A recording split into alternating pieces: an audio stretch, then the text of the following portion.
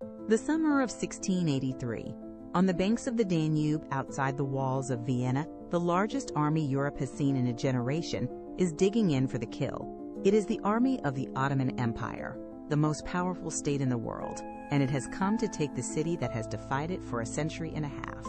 For 300 years, the Ottomans have been the terror and the rival of Christian Europe. They took Constantinople in 1453 and ended the Roman world that had endured for 1,000 years.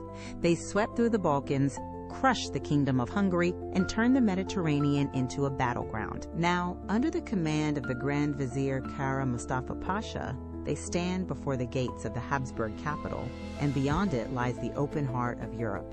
The city is barely defended.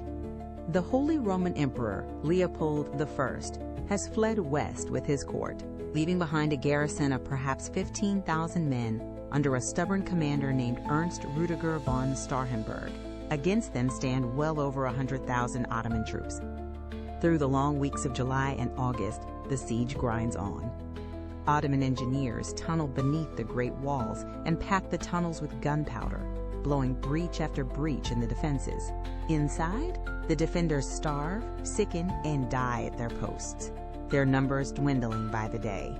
By early September, the walls are crumbling, the garrison is a shadow of itself, and the city is very nearly finished. Vienna is hours, not days, from falling. And then, on the morning of the 12th of September, salvation appears on the wooded heights above the city.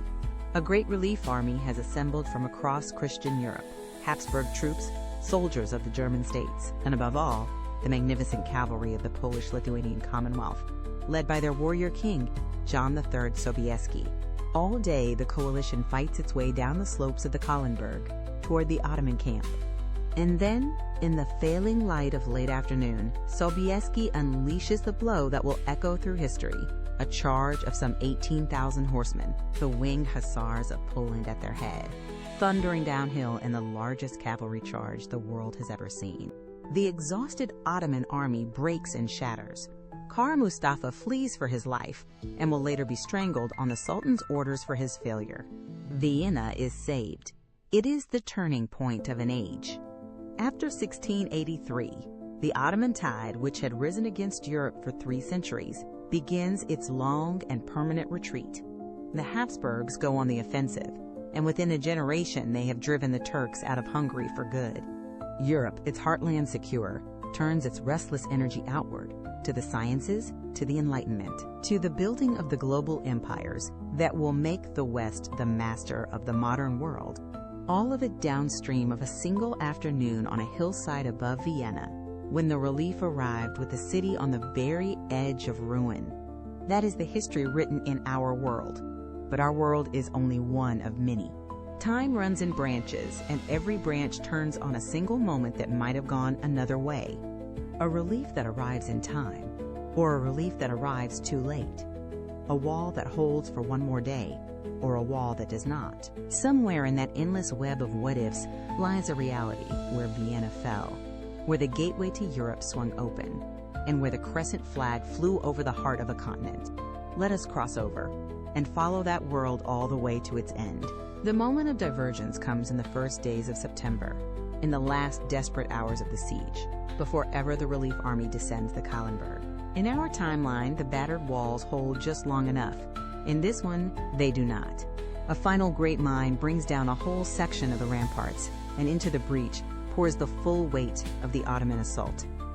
The skeleton garrison, too few and too spent to hold, is overwhelmed. Vienna falls, and when Sobieski's relief army arrives days later, it comes not to live the siege, but to face an Ottoman army no longer pinned against a city's walls, an army free to turn and fight on ground of its own choosing. On those same wooded heights, the great Christian coalition is met and broken. The city and the battle both belong to the Sultan. The fall of Vienna sends a shockwave of terror across the whole of Europe. For centuries, the city had been the shield of the West, the cork in the bottle that kept the Ottoman power pinned in the Balkans. Now the shield is shattered, and behind it lies nothing but open road. Up the Danube into Bavaria, west toward the Rhine, south toward the rich cities of Italy. The Habsburg monarchy, its capital lost and its emperor a fugitive, reels toward collapse. And over the great cathedral of St. Stephen, where the crown of the Holy Roman Empire had been blessed, there rises now the crescent, and the call to prayer drifts out over the rooftops of a conquered Christian capital, just as it had over Constantinople 2 centuries before. From that broken gate, the tide rolls on. In the years that follow, the Ottoman armies press deep into Central Europe, into lands no Turkish soldier had ever trodden. The southern German states, exposed and divided, fall one by one under Ottoman arms or Ottoman influence. The frontier that in our world began its long retreat in 1683 here lunges forward instead, carrying the Sultan's authority toward the center of the continent. Kara Mustafa, executed for failure in our timeline, is in this one the greatest conqueror of the age. The man who finally did what even Suleiman the Magnificent could not, and cracked Europe open at last. And Europe, as always, cannot unite to stop it. This is the deepest reason the tide keeps rising. The Christian powers hate one another nearly as much as they fear the Turk. In the West, the France of Louis XIV watches the humbling of its Habsburg rivals with something close to satisfaction. And France had long kept its own quiet alliance with the Ottomans against Vienna. The Protestant princes distrust the Catholic emperor.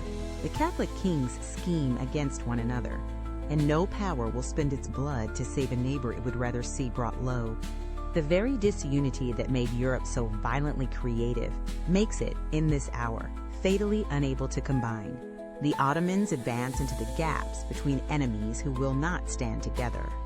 What takes shape over the following decades is something the world has never seen, an Ottoman Europe reaching far beyond the Balkans into the Germanic heartland.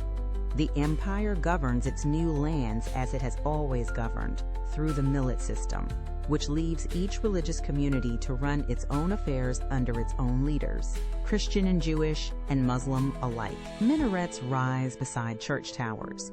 Coffee houses, that Ottoman institution, spread through the conquered cities and become the beating heart of their public life. A great cosmopolitan civilization, stretching now from the deserts of Arabia to the forests of Germany, binds together peoples and faiths and tongues under a single sprawling crown. Vienna, once the bastion against the East, becomes one of its most brilliant cities, a meeting place of Europe and the Orient.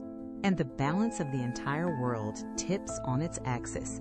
In our history, 1683 marked the beginning of the Ottoman decline, the slow slide that would end with the empire mocked as the sick man of Europe. Here, there is no decline. Victory renews the empire, floods it with new lands and new wealth and new confidence, and carries it into the modern age not as a fading relic, but as the foremost power on earth. The great story of the coming centuries is not the rise of the West, but the endurance and expansion of the East. For a Europe fighting for its very survival in its own heartland is a Europe with little left over for the conquest of anyone else. In our timeline, it was precisely in the decades after 1683 that the Western powers surged outward to seize the globe. But that surge was launched from a continent that felt secure at home. Strip away that security. Set the armies of Austria and Germany to defending the Danube instead of colonizing the Ganges and the Mississippi, and the whole European conquest of the world slows, falters, and shrinks. The empires that spanned the earth in our history are stunted at their birth. The map of the modern world, its languages, its borders, its ruling faiths, is drawn by other hands entirely. Nor is it only the wider world that is remade. Europe itself becomes unrecognizable. The powers that shaped our modern continent are strangled in the cradle. There is no Austria-Hungary, for the Habsburg monarchy that would have grown into it lies in ruins. There is little room for the rise of Prussia, the disciplined little kingdom that climbed to greatness in our world through the very Habsburg struggles that here end in catastrophe.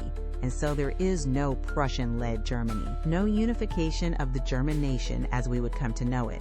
The Enlightenment, which in our history bloomed in the hothouse of a confident and ascendant Europe, unfolds instead, if it unfolds at all, in the shadow of the minaret. in a Christendom shoved to the western margins of its own continent and fighting for its life, and Islam becomes not a distant faith at the edge of the Balkans, but one of the great religions of the European heartland, as mosques as native to the banks of the Danube as the cathedrals that still stand beside them. But here we must resist the easy story, in both its forms.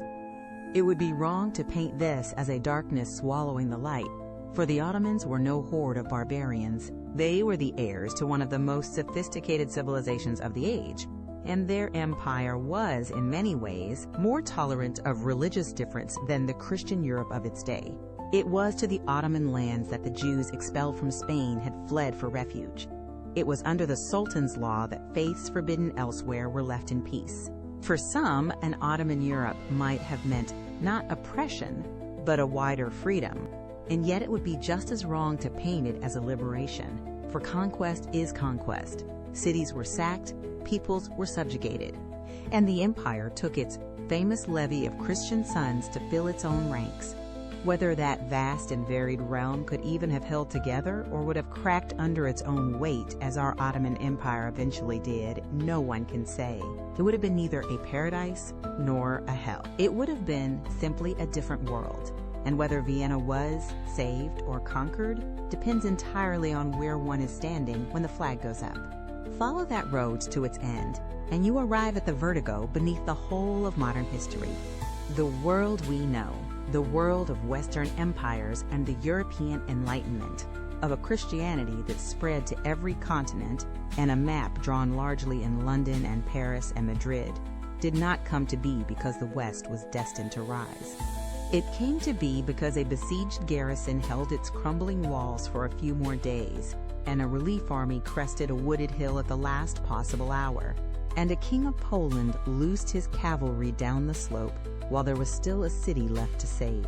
Turn that afternoon, by a matter of days, and the whole current of history runs the other way. That is how thin the line can be between the history we know and the history that might have been. This has been Historically Parallel.